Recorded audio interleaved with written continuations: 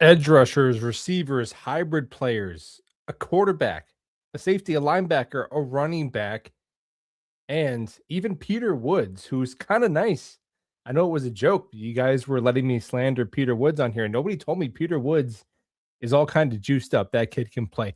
Top 16 prospects for the New York Jets for the 2026 NFL Draft round 1. So we're spanning, players that potentially could be taken at 2 to 16, or if they trade up somewhere in that range, a slight trade up from 16 or a slight trade back. Let's call it between picks 2 and 20 ish in the 2026 NFL Draft. Number 1 for me personally is Ruben Bane. Love me some Ruben Bane. He brings an immediate impact, a floor, an attitude that I think is going to appeal more to coaches and executives. And the Jets head coach is a big decision maker in their personnel. Bane plays like a hippopotamus that's been stung by bees. And he leveled up his game when the stakes and the competition rose. We know he'll be an elite run defender on the edge. We know he'll be incredibly disruptive as a pass rusher from the interior. The question remains, will his lack of length and I would say suboptimal agility, will that cap his ceiling on an island winning one-on-one versus NFL tackles? Yeah, if he does, he's Kobe Turner and he's an odd front defensive end for 10 years. That's the floor. Bane drops in as some WD-40, an elixir to many of the ails on an anemic Jets defensive front. He's number 1, Ruben Bane, defensive lineman, Miami. Number 2, another game-wrecking defensive lineman who I think honestly, if his team got to play 2 more weeks and he got to be kicking ass on national TV for 2 more games, I think David Bailey would have won over the hearts and minds of Jets interwebs in a similar fashion that Ruben Bane has. And don't get too caught up on the rankings here. There's a big tier, or the first 6 or so players I could live with at pick number 2 overall. So pick the second guy and the 5th guy, not that big of a difference. But I think probably the best thing the Jets could accomplish with their number 2 pick, being assuming that Mendoza is a Raider, would probably be a game-wrecking front 7 player, right? So Ruben Bane, number 1, David Bailey, number 2. David Bailey, again, there's certain stats that you can look into, and they don't tell the whole story. But there are certain thresholds that receivers will do where it's like, oh, you're going to be good. Guys, Makai Lemon hits him. Makai Lemon hits him. We're going to hear his name soon. David Bailey has just put things together from a production and analytics standpoint that very rarely do players do this at the collegiate level, given its normal competition. Very rarely do they do what David Bailey has done and not go on to get after the passer at the NFL level.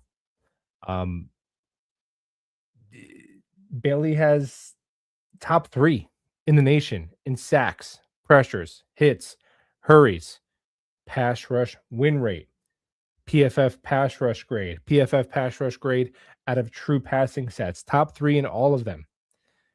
He will rush the passer at the next level. He is the worst run defender of the top 3 edge rushers, including Arvell Reese as an edge rusher, but he's not a pushover. He's very powerful in his upper body, so he can get in the way against the run more so than a typical designated pass rusher. So man, if the Jets pass on him, I'll tell you what, their former head coach might have David Bailey learning Nashville barbecue pretty soon. Could be better as a stand-up outside linebacker in a 3-4.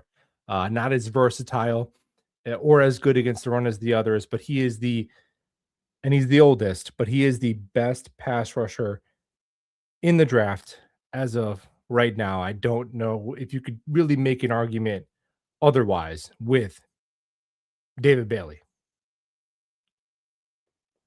Number 3. He is my favorite receiver in the class. That is Makai Lemon out of USC. Now, JSN, Jackson Smith-Njigba, he wasn't worthy of a top 2 pick, except he was. And I know you can't just say a guy's going to be JSN, but the similarities are pretty jarring. Lemon has the best combination of separation, yak, contested catch ability, and drop rate in the class. Like Bailey, players who produce like Lemon usually bring it on Sundays. He squeezes every inch of his catch radius with great body control and the ability to just use late hands and pluck the ball from the sky. Lemon would step in as an immediate 1A with Garrett Wilson and give the Jets an alpha to run the passing offense through should Garrett Wilson miss time. Do the Jets need another number one receiver? They don't. They don't need one. You don't need a lot of things, man. Don't sell yourself short of just needs in life. Man, the Jets have not had an offensive player make an all-pro since Brandon Marshall, and since then they've had 5 different defensive players make an all-pro, and we have not won more than 7 games. So if Makai Lemon is out there running around having fun catching passes from Jameis Winston for a year, and then the quarterback that's drafted next year steps in with 2 phenomenal wide receivers, or if it's Ty Simpson at 20 and he has 2 awesome wide receivers, let's let our hair down and live a little bit, have a little fun. Makai Lemon, wide receiver, number 3.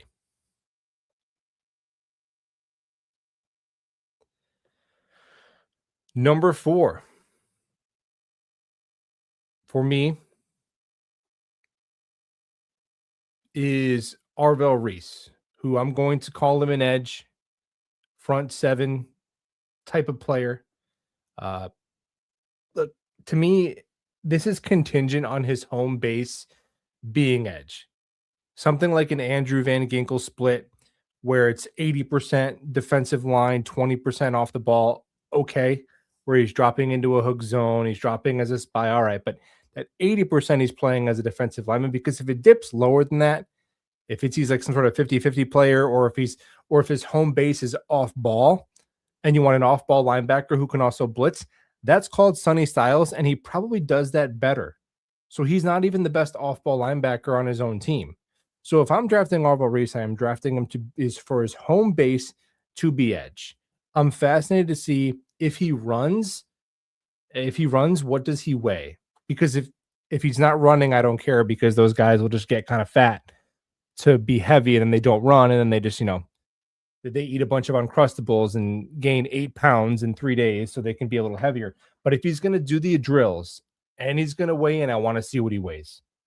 Because if this kid weighs 237 pounds, I'm kind of going to be good, because that's an off-ball linebacker, and I'm not taking that at number 2. If he's 248 pounds, where it's like, oh, you're 20 years old. You're going to be playing at 255 by year 2, and we're going to turn you into Diet Will Anderson, and you're going to be a full-time edge player. What does he weigh? Arvell Reese, the coverage aspect of the hybriding is a projection with him, but the run defense is not. He will stand up pulling guards. He will ragdoll offensive tackles who weigh 80 pounds more than him on one play. Next play, he'll chase down a run from the weak side. Play after that, he'll drop as a spy and close to get his team off the field on 3rd down. Reese was very productive in limited pass rush opportunities. He had 4 sacks and 18 pressures on just 83 snaps as an edge in true pass sets. I think Reese has a higher floor than people give him credit for, because it's not some workout warrior like guy who's just an athlete who's a freak. Because sometimes it's almost a pejorative when you call a guy a freak. It's like usually that's reserved for guys who can't play football but are super athletic. That's not the case. Arvell Reese is an awesome football player. He did what was asked of him by Ryan Day at Ohio State. It's just a question of, can you live at edge? Because if you can't, I don't think you take him at number 2. It's really that simple with Arvell Reese. Number 5. Back to receiver Carnell Tate, Ohio State University. Very close between him and Lemon. I'm a little bit scarred from my love of Rome Odunze, and a lot of the reasons I liked Rome Odunze a lot, I liked Carnell Tate a lot, and it seems like Rome Odunze is not very good. So I don't know, man. But with Tate, he's you look at his analytic profile, right? And you see obviously the preposterous ratio of 0 drops to over 80% contested catches, which has never happened since PFF began tracking the contested catch in 2017. So that's disgusting. His hands are as good as any receiver that you could find. Like legitimately any prospect you could find in terms of catching the football when it is thrown to him, it's as good as it gets. That's pretty important skill for a receiver. If you ask me, I just got done watching some of KC Concepcion, who's electric, but that dude was dropping like every fourth pass thrown to him. And I was also watching Denzel Boston, and I came away completely unmoved by him. Please, I'm 12 minutes from Highmark Stadium. If I want Keon Coleman, I'll go drive and pick him up. So I'm good on Boston. But Tate, the thing is, he moves so much. He's got so much more smoothness and could separate a knack better than those collegiate receivers who just live on contested catches. And obviously it's college football, so a lot of these guys don't have great quarterbacks. Julian saying is better than most receivers are going to have, but man, a lot of contested catches that Carnell Tate had was waiting on balls to get to him from Julian saying where he had some separation. Jeremiah Smith too. Like Jeremiah Smith should have way more touchdowns. Julian saying alleged elite quarterback prospect from next year. Watching Carnell Tate, I'm like, man, there was some meat left on the bone with some of those deep passes. Now you don't love betting on that trait, but man, he reminds me of George Pickens a lot as well. And the Jets haven't had a he's down there somewhere, F it, throw it to him, go get the football skill set in a long time. And I think, especially for a young quarterback, man, it's like, hey, if they're rolling safety help towards Garrett Wilson, the play can just be throw it to Carnell Tate. If you got a one-on-one, like that's not a bad secondary play call. Just throw it to Carnell Tate. He's really good at winning on slants like Pickens. So love me some Carnell Tate. Wish he separated a little bit better. He's not very elusive after the catch, but he's a chain mover and he's a ball winner. Carnell Tate would be enjoyed. He is number 5. Number 6. Number 2. Is he number 1 on the big board? Yeah, Caleb Downs, safety, would be number 6 for me. I think he is the last of the pick 2 kind of tier, really. If they take him at 2, it's like, okay, you took the best player in the class by consensus at a position of need. I get that. And positional value can be overrated, but it does mean something, man. Like, I think there's just other things I'd rather accomplish with that pick. It's no shade. I think that Makai Lemon and Carnell Tate are plug and play 1A receivers next to Garrett Wilson. Like, if you have a high flying offense, Carnell Tate and Makai Lemon could get 1,000 yards in addition to Garrett Wilson. Obviously, we don't have the quarterback for that yet, but you're not making this draft pick for this year regardless. It's another rebuild, whatever year. So that there's just players I like a lot better who do things that I think will impact the game more. Now, you got to get a great player. He's awesome. The Jets did not record a single interception last year. And he'd give the Jets the ability to dictate personnel on their back end, like Kyle Hamilton and Derwin James. He'd play a lot more reps as a slot quasi linebacker player than he would a deep safety. And the Jets haven't been able to cover a tight end in a decade. So Downs could step in as a centerpiece for Aaron Glenn's secondary. He checks in as number 6 on the big board. Number 7, we are staying at Ohio State. There's another Ohio State guy after this as well. Sonny Styles, linebacker, number 7. Now, here's the area of definitely not at 2. Love it at 16. Maybe you're not there at 16, but Sonny Styles, if he's there at 16, pretty good shot that he would be the BPA in that scenario. And everything, like the comp is just so clean. Devin Lloyd, it's such a clean pro comp from there. The way that they played, the completeness in their skill set, their measurement and analytical profile, like he is just Devin Lloyd. And everything Devin Lloyd brought to Jacksonville's defense this year is they popped. I think Sonny Styles could bring that to the Jets. The Jets linebacking core was one of the worst in the NFL last year in coverage, and they just missed far too many tackles. Styles did not miss a tackle until the game they were eliminated in the college football playoff against Miami. That was his first missed tackle of the whole year. And the former safety is a natural in coverage. He's probably BPA if he makes it to 16, and the Jets could really use some length and some solid. Like it's not 1998 anymore. There's no 260-pound linebackers. He could play at 245, 6'4". That's big. That's big for a linebacker. What's Quincy like? 5'11", 220? Quincy's built like a running back. So he's plenty big, plenty long enough. Sonny Styles, if he's there at 16, could be BPA. Number 8. Jordyn Tyson, wide receiver, ASU.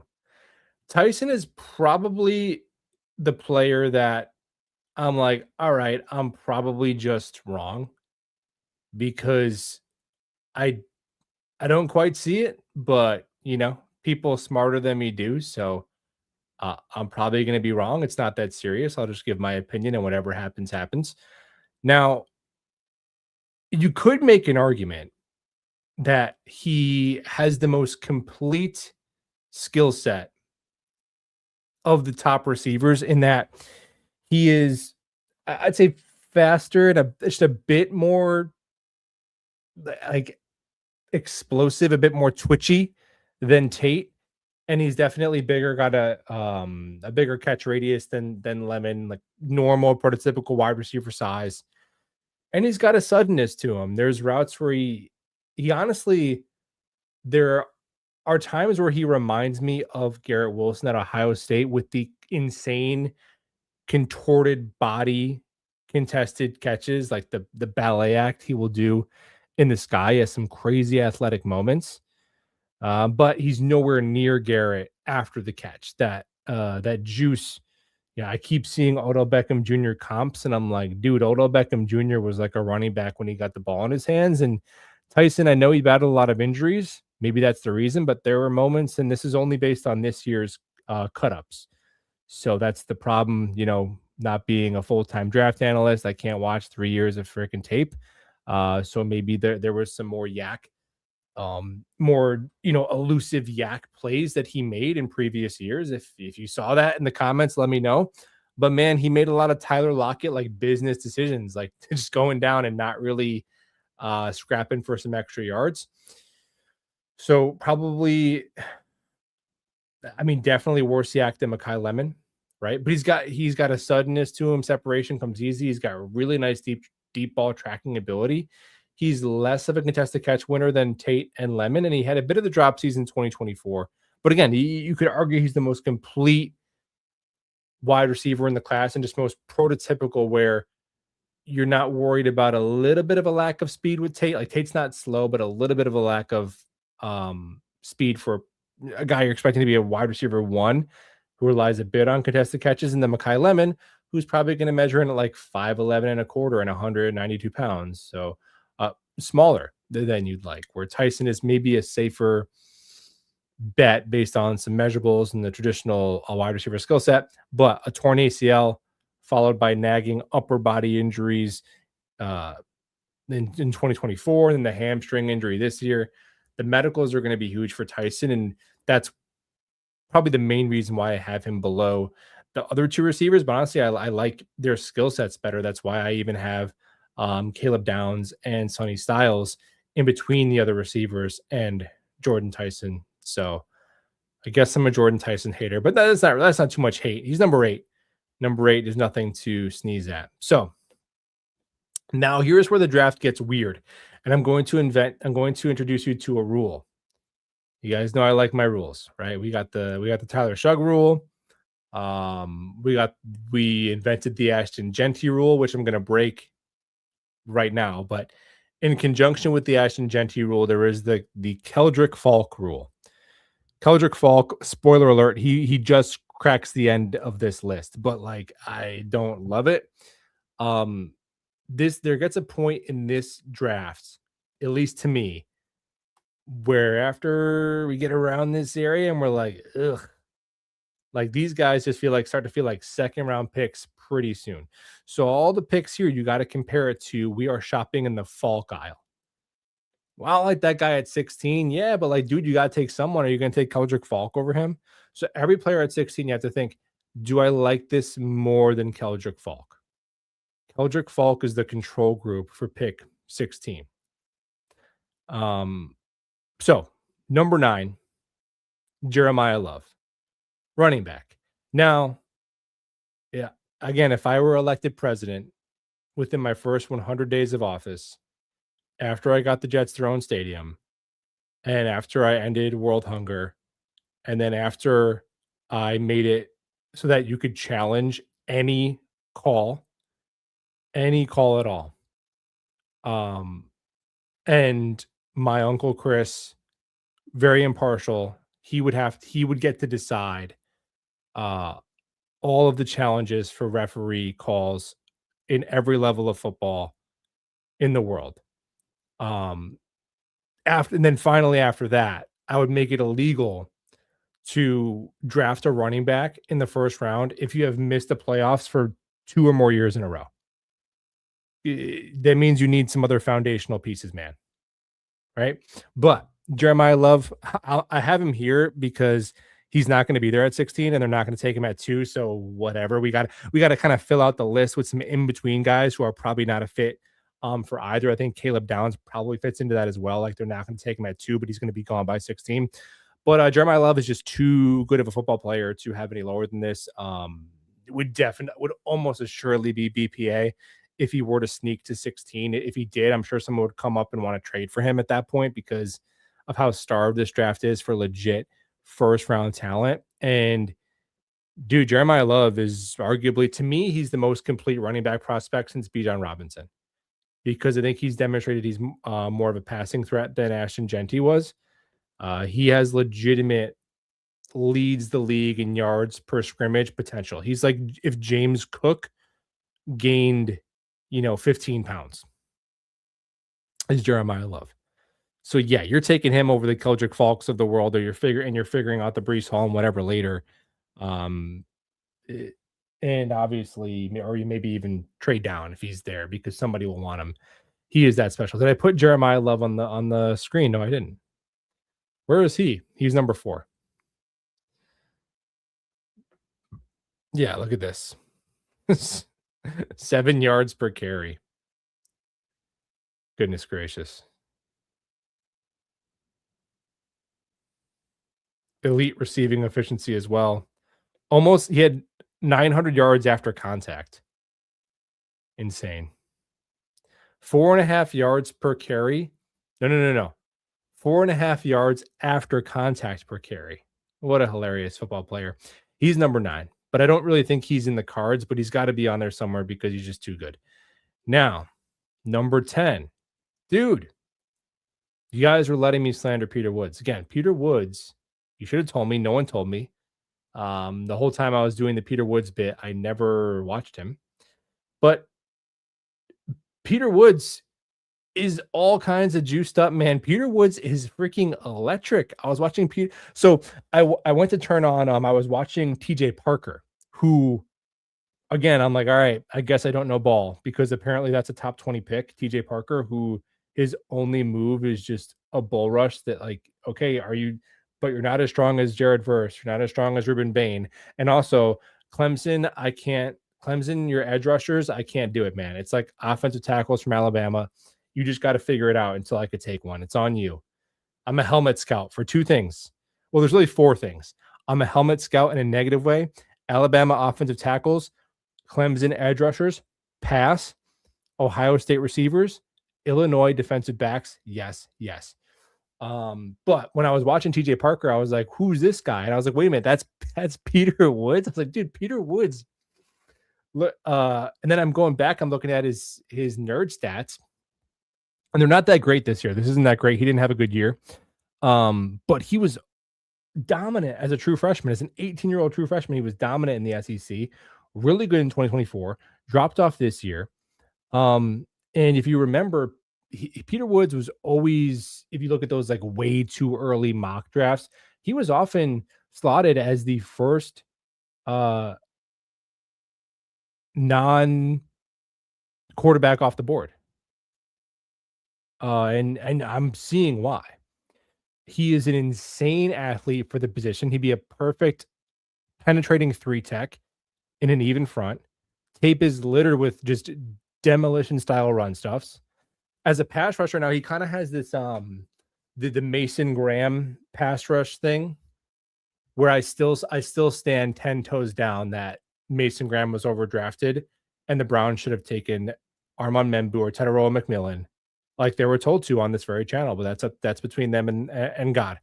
But he has this Mason Graham situation where he's so explosive and twitchy off the line that he can get so many immediate wins and get in the backfield. But if he doesn't win immediately, he's like done. Like he has no counter or no plan. Just like his controller gets unplugged if he doesn't win right away as a pass rusher. So with a lot of these guys, there's going to be a consistent theme around this point in the draft where you're kind of betting on traits at a spot in the draft where you want to be betting on more production. Just to be blunt, that's why I'm cool with trading up. Like if they want to package pick 44 and go up and get Makai Lemon and say, hey, we're going to come away with like a game wrecking edge at pick 2. We're going to come up to pick 10 or whatever, get another number 1 receiver. And then at pick 33, whatever, we can take CJ Allen or whatever we want to do. And we're going to come away with 2 players we love and 1 player we like instead of 1 player we love and 3 players we like. I'm down with that because it gets woodsy. It gets woodsy in the woods. But yeah, man, a 20-year-old with these kind of tools, he's not making it outside of the top 20. He might not even be there at pick 16 after watching him. Like Peter Woods is juiced up as hell. Love the prospect. Don't really care that if you trade Quinnen to take another defensive tackle or like whatever. Like, dude, they need good players. Like they traded Quinnen because he didn't want to be here. They traded Sauce because it was a stupid offer. So I don't get too worked up about that. Now, after Peter Woods, I kept him out of the top 10 so you can hold on to your britches.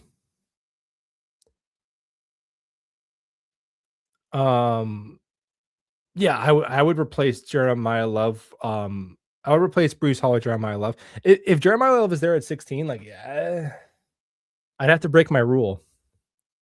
I think I'd have to break it because he's so good.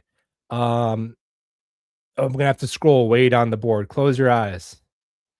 Close your eyes, everyone. Avert. Avert. Number 11, Ty Simpson, quarterback, Alabama. I know. Thumbs down.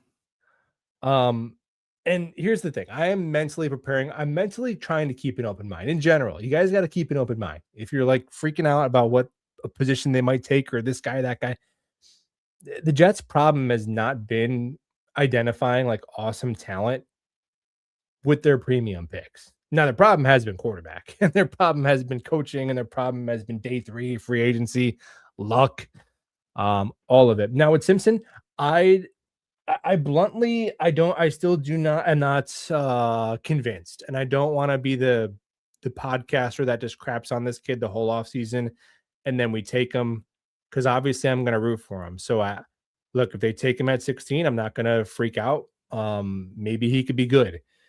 But it just feels to me so much like the Pittsburgh Steelers just taking Kenny Pickett and not even saying they're similar as prospects. I think Simpson actually has a little bit more juice in his arm and is a better athlete and doesn't have minuscule hands. But when the Steelers took Kenny Pickett, basically the reason was we need a QB. He's there. He's probably a second-round prospect, but he's not going to be there the next time we pick. There's nobody else we're in love with at this point in the draft. So we're just going to kind of close our eyes and take him. That's what it, I mean, come on. If we're being honest, that's what it is. So let's just call it what it is. Now, it could get into the point in the draft where a lot of these guys already mentioned are gone. The top 3 receivers are gone. The top 3 edge rushers are gone. The top, back 7 defenders from Ohio State and Caleb Downs and Sonny Styles are gone. Jeremiyah Love is gone. And even Peter Woods or whatever is gone. And if they say, "Hey, we think there's a 30% chance he works out," and we think that chance is more valuable than Keldrick Falk, I, I'm not going to really crash out that they take that swing. Now, obviously, in the beginning of the year, he was awesome. The first few weeks of the season, he was very, very good. And he demonstrated in brief samples all the things that a quarterback needs to do. He controls the line of scrimmage. He makes anticipatory throws. He gets through his reads. He will use his legs to keep plays alive. He's got enough tools and traits. But Simpson, to me, and I know he's listed not tiny, he just looks like he plays so small. He looks like he plays so small, and he was banged up. And it's like, okay, he was bad because he was banged up, but that doesn't make me feel better because you're going to get hit in the NFL. If you could, it was his one season. He couldn't make it through it healthy. He had an elbow. He had a back. He had like a tummy ache. He wasn't good. He wasn't good because he had tummy ache one game or whatever. So soon to be 24-year-old starter with 1 year of experience. I mean, man, I had my doubts about Dante Moore, but Dante Moore was 20 and I thought had more talent. So I don't love it, man. I really wish Ty Simpson had like Garrett Nussmeier's experience, because if it was a kid with this amount of traits where it's like, yeah, it's decent, but let's say he was like it was his fifth, he was a 5th year senior who had started for, took over halfway through his sophomore year, had 3.5 years, like 43 starts under his belt, just played a crap ton of football. I'd be like, all right, let's do it. Because those kind of guys typically come in with a pretty respectable floor. Like that's why Tyler Shug was okay. He just played so much damn football. Bo Nix. But the 1 year starter on top of it, not a huge fan, but I'm putting him here more as to say, not even that he's my 11th favorite option, but more as to say, like, this is the kind of spot where I understand the bet relative to the other options. Number 11, Ty Simpson, quarterback. He's just he's an outlier. He's an outlier. Number 12, Mansour, Delane, corner. Yeah, this is again, we're getting to like, I don't know how deep you guys are into the draft, but dude, I don't know who the heck we're gonna get at 16 that is gonna make us all feel warm and fuzzy, because we can mock draft Makai Lemon or Sonny Styles till the cows come home, but dude, you're the Cowboys, you're not taking Sonny Styles. You're the Kansas City Chiefs and the all the teams that need a receiver at the top of the draft. Browns, Giants, Saints, Chiefs. Like, it's gonna be weird. That's why you got to open your mind to the Peter Woods of it all. But yeah, corner is definitely a position that I hope they don't take in round 1. But I have a sneaking suspicion it's going to be a position they invest in earlier than most of us think. Maybe not at 16, but again, Delane could be the BPA when they're picking there. He's a prototypical press man corner who isn't afraid to tackle. And it's a position that Aaron Glenn has demonstrated he does not want a ton of question marks at. When he first showed up, extended Sauce Gardner, highest paid corner ever. Obviously, he then traded him, but I think that was more about getting a crazy offer than like they didn't want Sauce. Then he signed Stevens like day 1 of free agency. Then the first overinvestment they made, like AZ Thomas, even then it's like, it wasn't really a need, right? Top 75 pick, starts the season as a backup.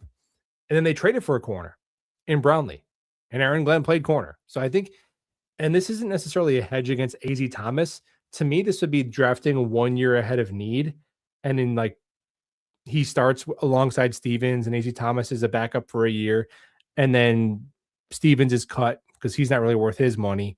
And then in 2027, this kid and then AJ Thomas would be the boundary duo moving forward. Yeah, man.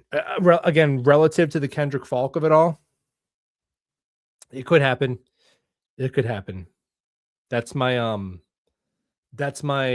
sneaking prediction that will make us all crash out is corner. Speaking of crashing out, I have another one that's going to be unpopular. Where is he? Turn these filters off. Cassius Howell, that's who Robert Saleh would take. Anytime you can take a redshirt senior 240-pound edge player top 20, you have to do it, right? Yeah, Denzel Boston not moved at all.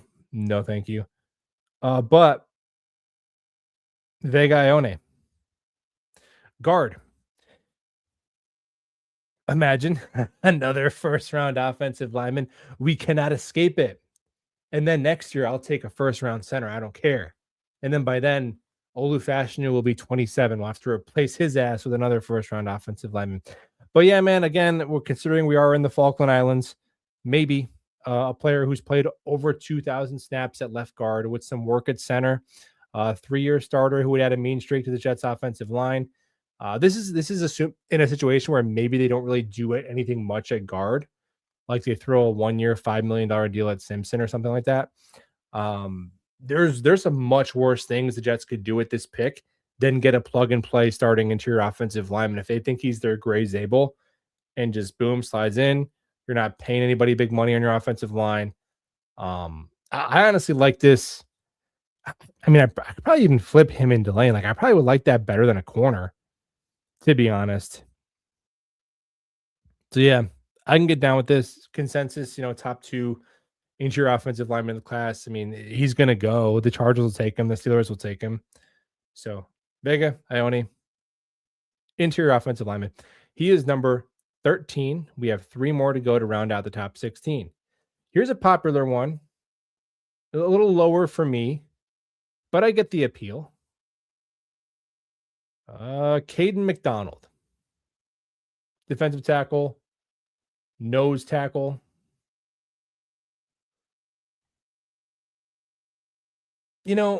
So with McDonald, it's not really a question of is he going to be good at what he does? Almost assuredly, yes. He can bring a Travis Jones like impact to the Jets front that won't be quantified in just counting stats. He's just a space absorber. And if you watch Kayden McDonald, he would often wear like eye black over his entire face, which I'm like, okay, bonus points. That's kind of psychotic. Low risk, but kind of low reward. Like, what's the ceiling of impact for this player? You know what I mean? I think it's a skill set that you could get often later in the draft, more than a lot of others. But shoot, man, I got relative to a corner, relative to an interior offensive lineman, relative to these non-ideal options. Yeah, I think it could be a spot where the board falls away, where you're like, hey, man, all right, that's fine. But I don't love it. It's probably the name that gets thrown around the most that I don't love. Like, that's the skill set you came away with at pick 16. But there's very few, all these players feel like 16 to 33 isn't much of a difference. Like, it just becomes almost a second round here. But Kayden McDonald, we'll put him down. He's awesome. He's awesome. It's just it's a high pick, man. It's a high pick. Only get so many of these high picks. Now, where were we at? 15. Well, I started thinking outside the box. Again, TJ Parker. He was better in 2020. Maybe I got to watch 2024. I won't. I don't have time. I came away so uninspired by TJ Parker and Denzel Boston that they did not make the list. They are dishonorable mentions. and Caden Proctor, because I was like, can he be a guard because he was really, really big? Caden Proctor, yeah, Makai Becton called, buddy. No thanks to you as well. Kenyon Sadiq is number 15. Watching him, well, I remember I was watching Dante Moore, and I'm like, dude, they have another tight end who's pretty nice too, and they have that true freshman receiver number 11 who's pretty good. So, and it was a run-heavy offense, so he wasn't like the.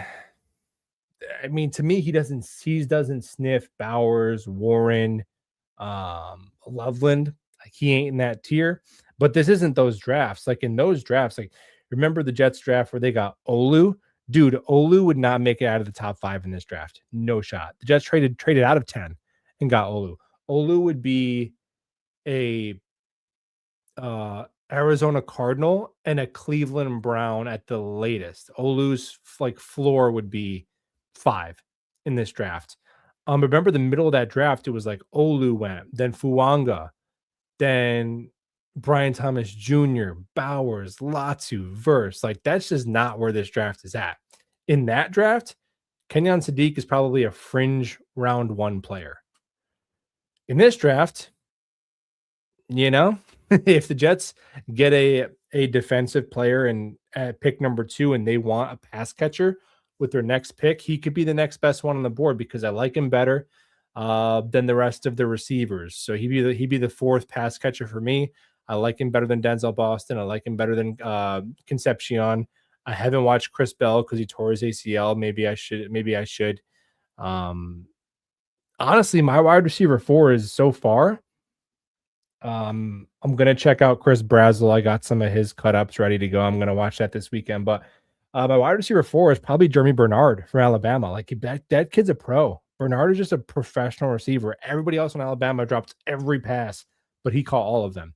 But I say that to say, Kenyon Sadiq is number 15. And again, not the prototypical production you want from a top 20 pass catcher, but you're betting on upside with a 20-year-old stud athlete who's built like a Ford F-150. Kid's made of granite. Lethal on seam routes. Absolutely lethal. Will give linebackers fits. Scrappy as a blocker, so he could get inline work at the next level. Obviously, you could work him and Mason Taylor together a ton. Not ideal because then it kind of marries you to 12 personnel to justify the resource investment of a 2nd round pick and 1st round pick at tight end back-to-back years. Like, it just doesn't feel like he's talented enough to warrant that. But again, I have him ahead of Kendrick Falk. And speaking of Kendrick Falk, he rounds out the list, and Kendrick Falk rounds out the list because Dom C likes Kendrick Falk. So I'm like, all right, Dom C, you like Kendrick Falk? We'll put him on the list, man. I don't like Kendrick Falk. Did I call him Kendrick? His name is Kendrick. He's another. Now he is. Well, I'll say this: he's a little bit of the Peter Woods of the edge because he's got some traits and he had a much better 2024. So in 2024, how old is he? Does it say? He's a true junior, so he's probably normal 21. So at 2024, as a 20-year-old, he put up 9 sacks and he had good nerdy kind of stats. Okay. A little bit of a regression this year, 2 sacks this year. So production, he's had it, just not the year you're drafting him off of. Now, when I watch Kendrick Falk, he, to me, in my opinion, he is shoehorned as a 3-4 defensive end. I think he plays way too high to be and I just don't. I think he's just too. He looks like a basketball player. Like, he's like almost 6'7", 285. That's just a little high and a little light to survive as a 3 tech and a 4-3. And I don't think he has the juice to live at edge. Maybe he could do some JFMing. That honestly would be a decent outcome. Look, John Franklin Myers, if he was a mid-first round pick, he would be a fine outcome for a mid-first round pick. The guy's going to get another $15 million a year contract probably. So yeah, I just see him as a true 5 tech. So it really depends on if you're running a 4-3 or a 3-4 with Falk. But if you're doing that, I mean, hey, these guys go. I don't. This isn't one of my least favorite kind of. Guys, I don't like this draft. I don't like pick 16, man. I am anti pick 16. I wish we could just trade it for a pick in 2027. I'd rather have 4 first-round picks next year and defer. I wish we could defer it. But the Michael Williams kind of just big, stiff, like run setting edge players that go in the first round all the time. I don't get it, but people do it. And Kendrick Falk is a person. He does exist. He does have a social security number. He is eligible for the draft. He is 13th on PFF's big board. Dom C says he's good. So he is going to round out pick 16. And I think he's a good reminder of where it's at pick 16. So keep an open mind because we are in the Falkland Islands, people. We are shopping in the Falk Isle, meet the Falkers, all that. He's my new Peter Woods because now Peter Woods is too good to be a meme. So I'm going to go with Keldrick Falk as the new generic draft name.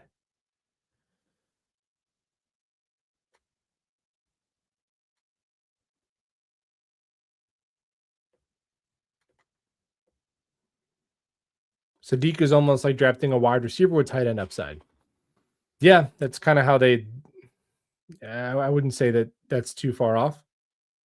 Do you think we could pull Denzel Boston closer to 33? Also, would you take him there? To be honest, if we're picking at 33 and we're picking a wide receiver, now I don't know who's going to be there, but I might like Concepcion and Bernard better than him. Now, I definitely like Bernard better than him because Bernard to me, I have him slotted in. I'm making another fix the Jets. I know, guys. I can't help myself. I'm making another mock off season video, and I took Bernard at pick 33 because what I love about Bernard is the first thing you don't say is that he's 6'3" and he runs or whatever. The first thing to say about Bernard is like, oh, he knows how to play wide receiver. He reminds me of Romeo Doubs. Whatever. Like just a standard wide receiver 2, can play all 3 positions, solid hands, knows how to get open, knows how to find his hot spot in zone, solid, better athlete than given credit for, and played in a pretty trash offense and stood out as one of the few reliable pass catchers. So I would take Bernard over Boston and maybe Concepcion. But the problem is like Boston can catch, but he can't separate. And Concepcion is electric, but he drops way too many passes. Concepcion is like the Arian Smith of Zay Flowers. And Denzel Boston is like the Cortland Sutton of Keon Coleman's. So which one of those do you want, man? I do not know.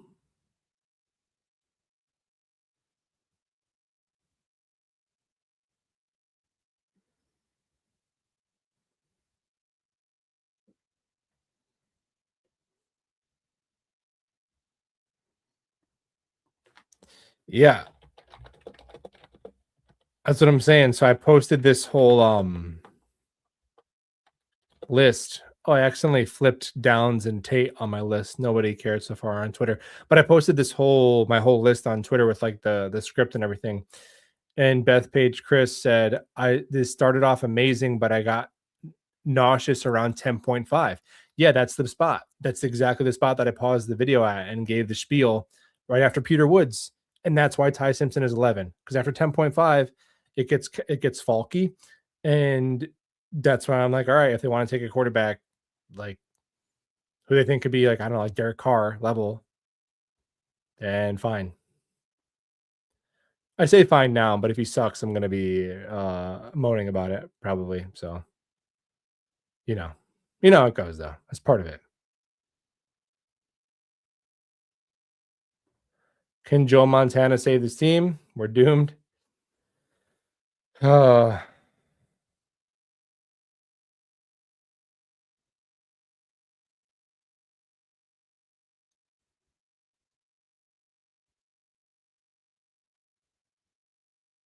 Oh, Beth Page Chris is in the chat too. What's up, man?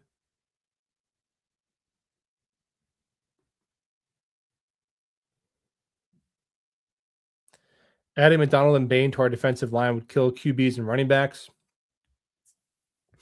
Yeah, I think if they went edge rusher and then like went nose tackle at 16, like you have to see how the whole offseason comes together, right? Maybe they got lucky and they signed Alec Pierce, so it's like we were good at receivers, so whatever, go nuts. I would really love if they can come away with a receiver and an edge. And if they had to trade up, like if you're telling me, would I rather trade?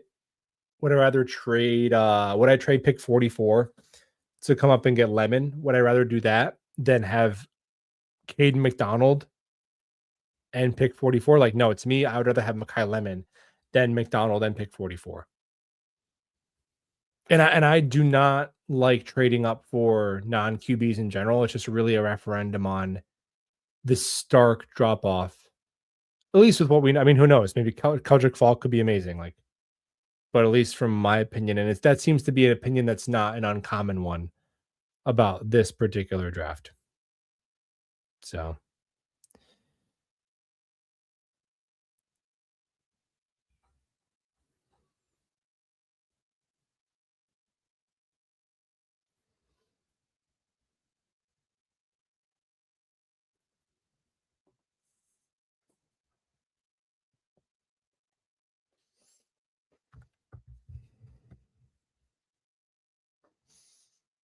their wide receiver named Denzel.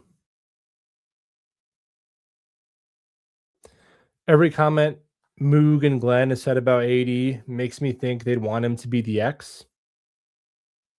But Boston played the slot and succeeded in that role. Yeah, like Keon Coleman did a bunch at Florida State, right? That big slot. And just by being bigger and playing a little basketball, and he does have good hands.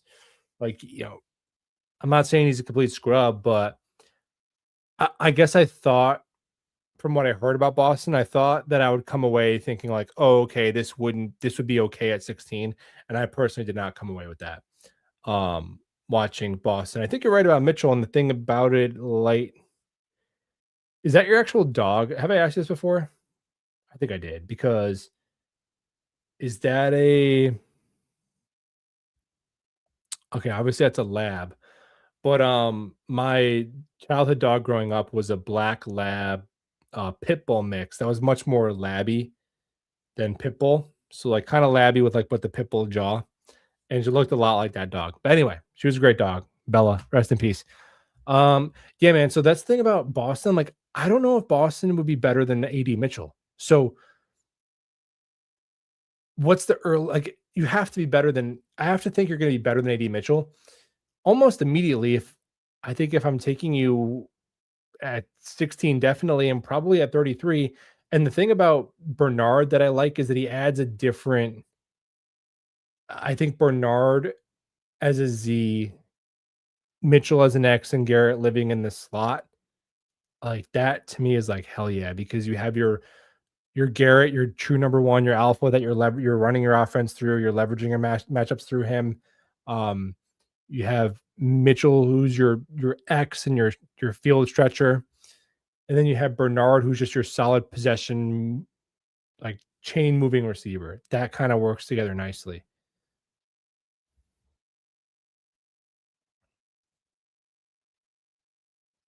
Bernard is cheeks? Well, what? How is he cheeks? Bernard's nice, man. Bernard is nice. How dare you? He's no Keldrick Falk.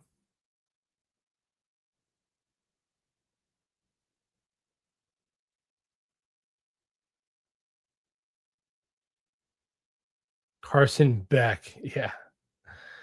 Carson Beck. Yeah, I think I'm good on Carson Beck, but me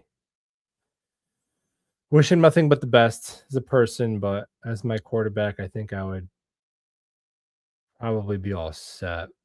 Why do people think we need another field stretcher? They clearly want AD to be that guy. And then honestly, I know Arian Smith is probably more likely to be cut than ever be a starting receiver. I understand that, but like they can at least do what like the Chiefs did with Tyquan Thornton. Like he can't be a stretch 4 or 5.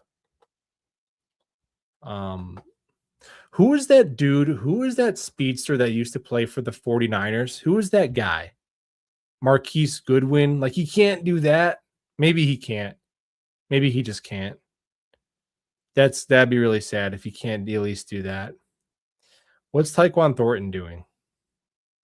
Yeah, like Tyquan Thornton had 438 yards this year and 3 touchdowns. You know? 23 yards a catch, which is hilarious. So that he's a one-trick pony. And he didn't do anything. He had less than 500 yards of receiving his first 3 years. So he didn't do anything. And then the Chiefs kind of tapped into like, you can't get a Tyquan Thornton out of Arian Smith. I'm sure Thornton had a lot of drops too. Thornton is, 180 pounds soaking wet.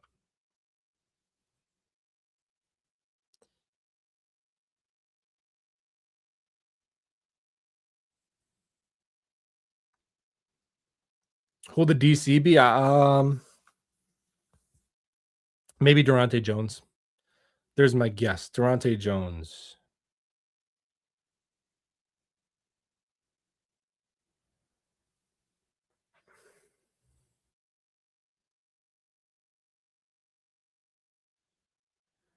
Would you consider trading our second round pick for AJ if we go Simpson at 16? AJ Brown? I don't think the Jets are in a position to trade. I get whatever it is, AJ Brown, Max Crosby, whatever. I don't think the Jets are in a position to make any sort of trade like that. AJ Brown is awesome. Now, AJ Brown also was a malcontent on a team that just won a Super Bowl. So I'm sure when like Marcus Mariota and Sam Howell are not featuring him and the Jets are 3-9, like, is he making it through his contract without another trade request? Probably not. So, and isn't he like isn't he friends with Elijah Moore? So that's just in a Madden scenario, yeah, sure. He's still young enough. You get 2 elite receivers. You didn't have to give up a first round pick to get it, sure. But just pragmatically, I just don't see it being a fit. If you meant AJ Brown, that's who I'm assuming you meant. Like AJ Brown would be an ordained minister by halftime of his first game as a Jet. He would be doing like a 16-part lecture series on the book of Genesis by the bye. He'd be Jordan Peterson.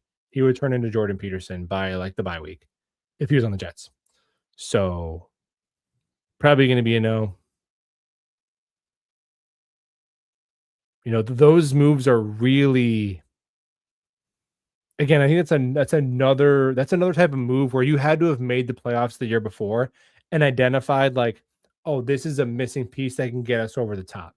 That's what the Eagles did when they got him, right? I think they were already a playoff team or a 9-win team or so, and it bolstered them over the top.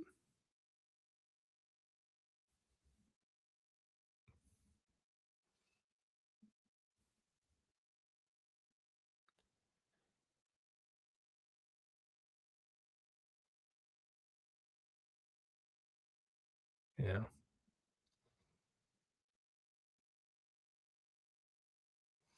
No more big splash signings unless it's Tyler Linderbaum. Yeah, but I think Linderbaum is fine because he's not, you're not trading for him. Like if he hits free agency, you're not trading for him, and he's 25 years old. So that's cool. But the sign and trade, because then you're paying twice, right? You're paying twice. You give up a second round pick, that should be a starting player, and you're paying like the salary of 2 more starting players. So it's like 3 starters that you're dedicating the resources to one guy, which could be worth it, but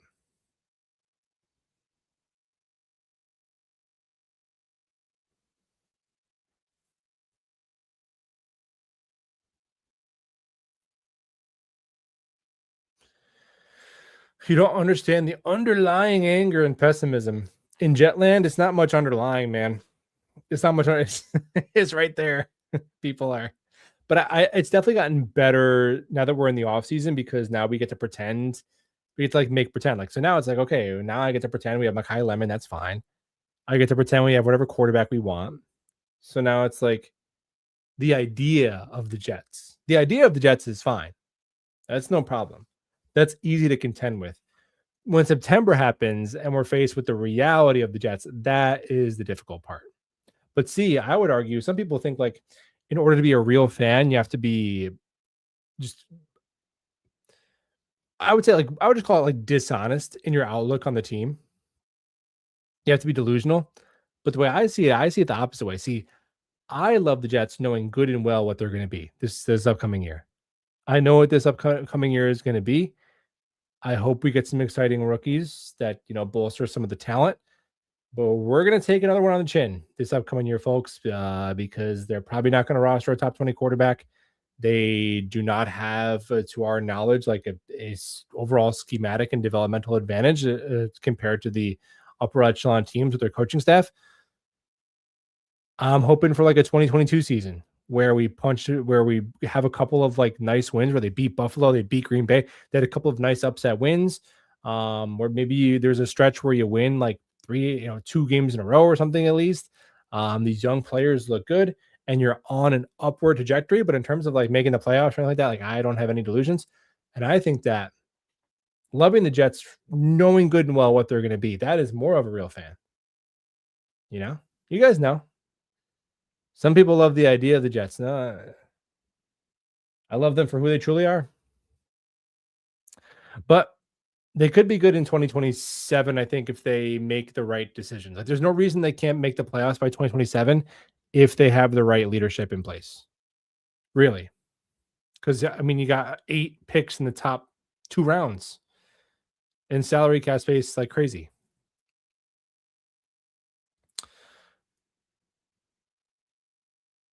People get too negative and they want, people get miserable. Of course. There's definitely people that like don't. There are people who will be rooting for the Jets to lose the first week of the season because they hate Glenn so much. There's definitely some stuff that's like personal with Glenn. I don't care. Like, I think he's not a good coach. That's fine, but the level of vitriol that dude gets is just not. It's not. It doesn't make sense that it's that much worse than Salah's year. People point out differences, but I'm like, yeah, but dude, it's exponentially worse. He was not exponentially worse than Salah in his first year. So I don't know. I couldn't tell you, but it's definitely like people weren't changing their profile to fire Salah like halfway through his first year. All right. There's people who follow me that it's like his name is Fire Glenn. And he's like, nice mock drafts, BJF. Like, do you think we can get this safety in round 2? And it's like an AI generated photo of like Aaron Glenn doing like some humiliating thing. And it's like, dude, like the guy's not a war criminal. He's just kind of a most likely bad NFL coach who's best meant to be a defensive coordinator, like Robert Saleh. The Titans will find that out soon. Safety, yeah. Safety, dude, I really hope they just sign a starter next to Malachi Moore, who kind of sucked, but maybe he can be okay in his second year. And they sign a free agent starter, and they don't have to spend pick 44 on a safety. That would be ideal to me.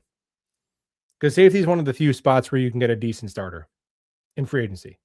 So let's do that. See? Ben Jesus knows that we're going to be trashed. He's not worried about it.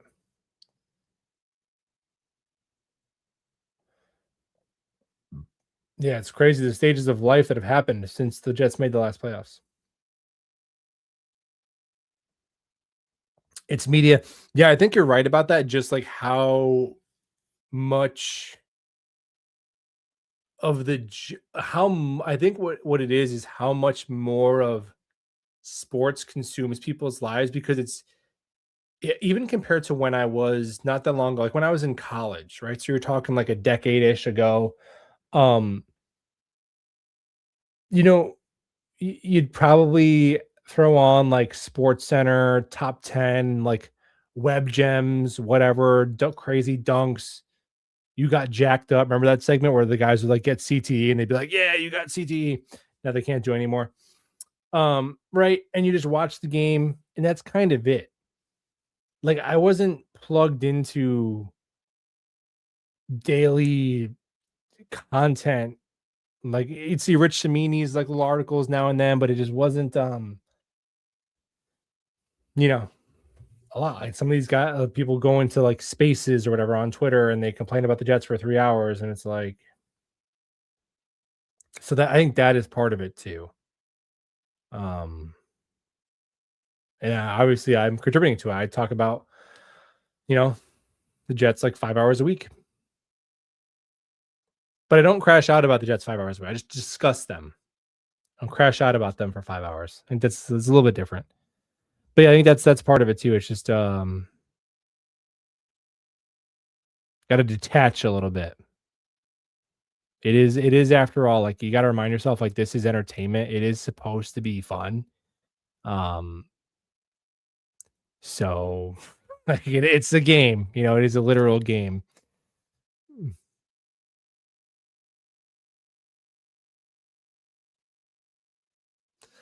Get the offense up to 16, the defense up to 18, and you're looking at 9 and 8. I mean, that seems like that math would probably work. I don't know where you got those numbers. Seems arbitrary, but I'm not going to refute your math. But I will call it a stream there. Appreciate you guys hanging out. If you want to hit the thumbs up on your way out, that'd be cool.